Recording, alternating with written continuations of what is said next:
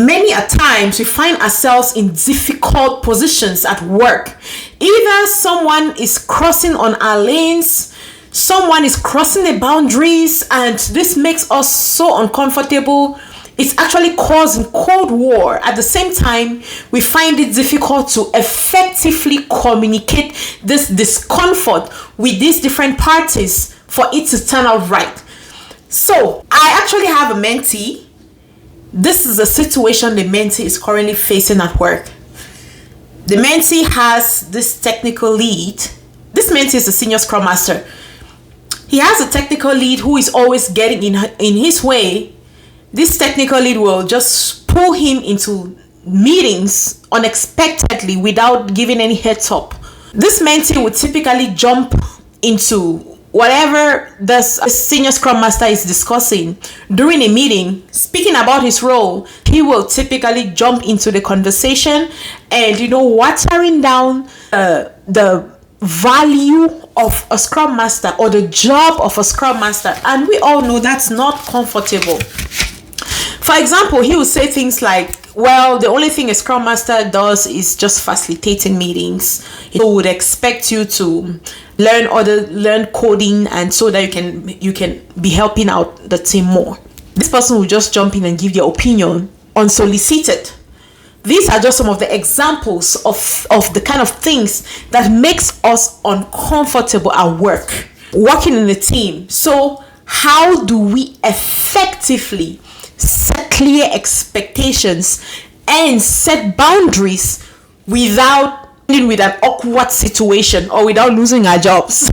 How do we do that? So in today's video, I'm going to be addressing those things with real life examples, step by step, and by the end of this video, you should be able to understand how to apply emotional intelligence when needed, so that they see you as the leader that you truly are, and you are able to set your grounds and set your expectations at the same time. So please stay tuned and watch till the very end, step by step. I actually have a very, very important announcement to make, and that will be coming towards the end of this video. So it's very important you stay tuned and watch right to the very end. Hello everyone, this is Karen Fomafung, your Agile Evangelist, and welcome back to our channel. If this is your first time here, very quickly, please make sure you turn on that subscription button and the notification bell so you will not miss out. And I just want to say thank you for all those that have been very supportive all through the years. Sometimes we don't come out here to really express our appreciation often, so when I have the opportunity, when it gets in my brain, I make sure I do that, which is why I am doing so right now. Without further ado, let's go straight into the point. So I'm going to be expressing some of the things that I have gathered from my mentee, which I think many of us may be having the same issue at work, especially given our roles in this servant leadership space. I thought I should make this video and hopefully it is helpful. So I'm going to be using some real life examples, my examples, his examples I've learned from other mentees as well, and addressing 5 or 6 real life situations on some moments that boundaries have been crossed, expectations have been crossed or mixed up, and as the leader that you truly are, you want to make sure that you take some steps back with these people and re-establish these boundaries and set these clear expectations without finding ourselves in a position of Cold War or losing our jobs. So how do we do that? Now, let's start with this. How do you professionally say that is not my job? Oh, this is one of the challenges that our mentee is currently facing at work. So he has this technical lead who will just jump into his email with a notification asking him to go conduct cloud migration for some data. He has already created the ticket for him and dropped on the Azure DevOps board. We all know that cloud migration is not a typical role of an Agile practitioner, say a Scrum Master or an Agile Coach. So how do you professionally say that this is not your job? The way I would suggest you say that this is not my job professionally is to say something like, oh, I appreciate you for bringing this to my attention. While I am primarily responsible for coaching training, mentoring, and helping teams facilitate some meetings, I suggest you reach out to Clara. He is better equipped to assist you with something like this. That is to say, if you have an idea of who is positioned to do that job. Now, if it's a situation where you have no idea on who is positioned to do the job, I would still say something like this. Oh, thank you for bringing this to my attention. Why I am primarily responsible for coaching, training, mentoring, and helping teams to be more efficient. I can double check within my circle to see if we can identify who is better equipped to assist you with something like this. That's how I'll handle something like that. And then the second one, this person find themselves in a position where they are in a meeting. They are having a conversation. This person is actually talking about something about their role as a Scrum Master. This person is a senior Scrum Master. And then this technical lead, in an effort, that's how I see it when this person communicated this to me, in an effort to water down the value or the contribution of a Scrum role in a Scrum team, this person said something like, well, but the job of a Scrum Master is only to facilitate meetings. And moreover, Scrum is very easy. We can assign 8 story points to every single individual. At the end of the sprints, that way it will be easy for us to know who is doing what. Now, how do you professionally respond to something like this in a meeting? I have so many people in this meeting. The way I would professionally respond to something like this in a meeting, I'm going to say something like this. Oh, thank you so much for your contribution. I'll keep that in mind. See, and given that this person is actually new to the organization, instead of you trying to fight back or trying to teach that person on the call and it ends up with a more awkward situation, I would want to handle that offline if needed, but right there on that meeting so that I stay on point on what I was trying to communicate. I would appreciate this person's effort. Thank you for your contribution. I'll keep that in mind. That's it. All right. Now, another situation is I have another mentee, which from time to time, their engineering manager would just show up in their meetings, say a daily scrum, sprint planning, sprint review, sprint retrospective, without any further note, without any heads up, and just hijack the meeting and start facilitating these meetings. So now the question is, how do you professionally say, stay in your lane? How do you do that? I know it sounds awkward, but there are sometimes we need to be able to address this really, rather than going back home and feeling very stressed and frustrated because of these things that constantly happen. Because if someone keep jumping in your lane, it will look like you're not competent enough. Meanwhile, you know your stuff, or even if you're not competent enough, people should be able to respect themselves at work, respect other people's skills, respect other people's competencies, just respect our differences. So how do you professionally say, stay in your lane? So the way I would professionally say, stay in your lane, I would say something like, oh, I really value your support and your contribution today. I also believe that if we all focus on our respective areas of strength, we would achieve a more effective outcome. All right, this is one other situation. I actually do have another mentee, and this is a situation she is facing. She has this product owner who usually pulls her into meetings unexpectedly and put her on the spot. We all know that is not the best way to go about things, especially if we need to be supportive of each other and we want to make sure that we're using our time valuable and achieve the best meeting outcomes. Putting people on the spot or pulling them into meetings unexpectedly or unplanned is not the best way to go. So this product owner has done this 3 times already. So and this person is uncomfortable with it, which is why this mentee brought it to me and shared this with me. So again, this person was clearly telling me that they don't appreciate the product owner pulling them into unplanned meetings and putting them on the spot. This person actually said that to the PO. And the PO said, oh, that's fine. But the very next minute, the PO went and reported this person to the person's manager. We all know how these things work. And mind you, this person is still they're still doing their probation. They are not even up to 3 months into the job. They're still doing their probation. And this product owner has been there for over 6 years. You see. So how should this person have professionally addressed this situation? So this is what I said this person should have said, in addition to all the other things I said to this person, which I'm not going to be sharing that here.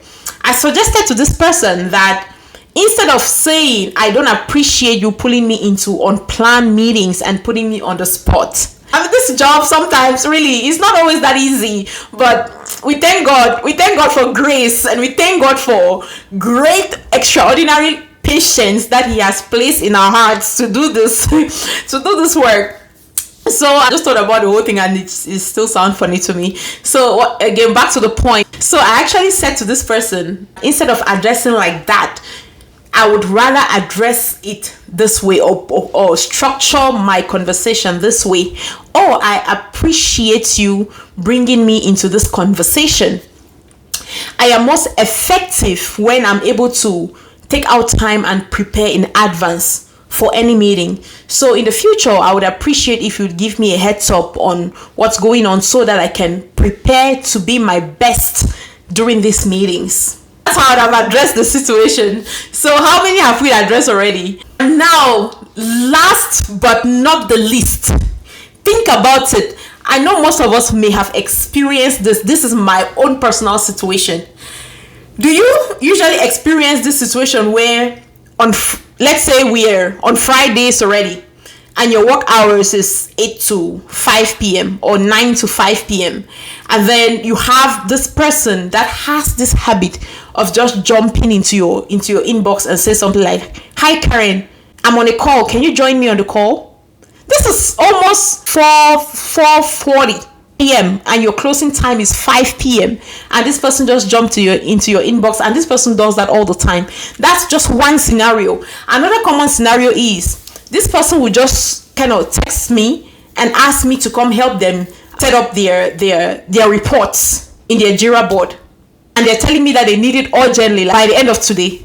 So how do you professionally handle a situation like this? Because I thought it was high time we have a conversation on this, because it was becoming too much. And then I thought, maybe this person is not thinking about it. This person doesn't see any challenge with it. But I think we need to address this before it goes out of hand.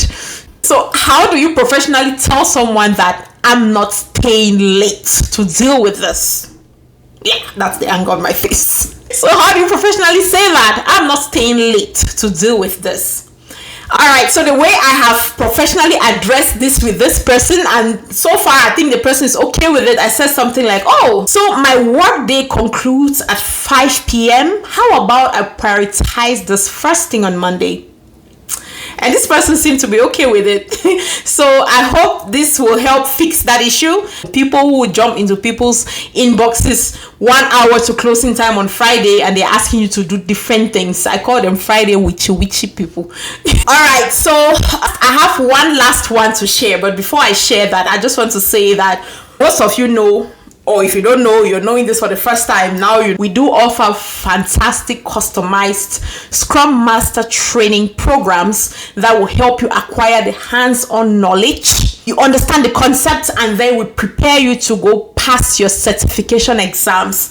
We also do have what we call the Level 2 Scrum Master mentorship and coaching program.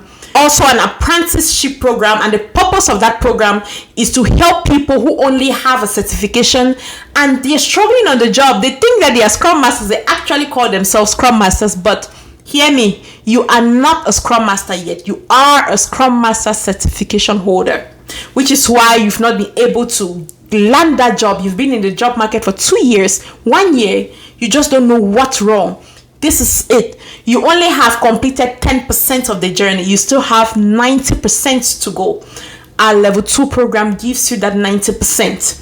We help you, mentor you, coach you, give you an opportunity to be in an apprenticeship program that helps you gain the hands-on experience. You have an opportunity to lead a life project as an agile leader, whether a Scrum Master, a program manager, or project manager, and that's how you become confident. We help you transform your mindset to align with the agile mindset. We help you to refine your vocabulary to speak the professional language, so that when you find yourself on the job or on an interview, you are speaking the language that they understand. And And not just that, we also help you through interview preparation. We give you all the tricks and techniques. I've been fortunate to be a hiring manager, so I give you an overview of the other side of things, the expectations, and that will help you understand how to give these interviewers what they want to hear. We also help you with your resume, your LinkedIn, all of that. I just set you up for a well-rounded success. So please, if you're interested in becoming a fine Agile leader, visit our website. That's our contact information right there, and we'll be more than happy to help you. You can give us a call, email us, send us a text message, even on WhatsApp.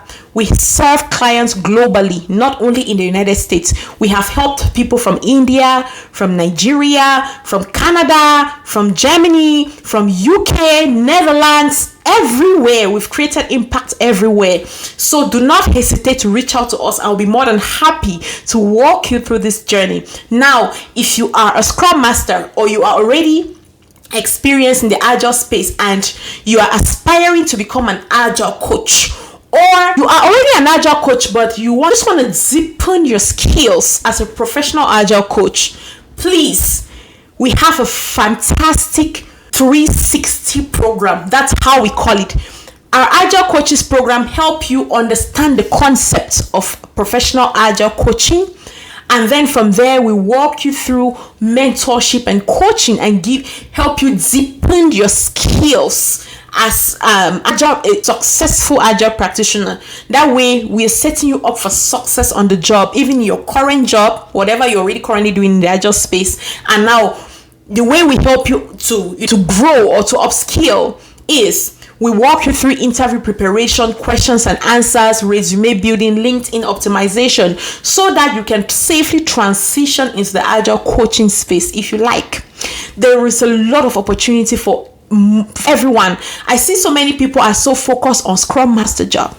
Look, we have huge Agile coaching opportunities out there. The jobs are even more than Scrum Master jobs these days, and you can become one if only you are interested.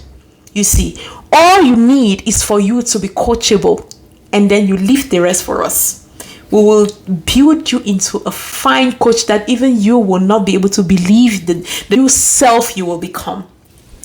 I'll just leave it at that, but I hope to see you in our upcoming class. Reach out to us. I'll be happy to give you orientation, free orientation, and then I would lead you to which path will better help you achieve your career aspirations. Thank you so much. Now, I just want to share this one last situation or scenario. Now, scenario where now this is very common in this day and age of inflation. Most organizations are squeezing things.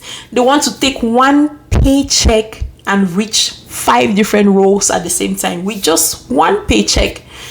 Let's focus on the role of a Scrum Master. Now, you would mostly see jobs on LinkedIn. The title of these jobs are Scrum Master / product owner / delivery manager / all of these things. The people that are already on the job, companies, the ones that they are squeezing things, they want to save money, they are cutting down on budgets. The inflation, that's really the reality. So now they are restructuring the organizations and they are expecting Scrum Masters to be doing way more than just what a standard Scrum Master would do.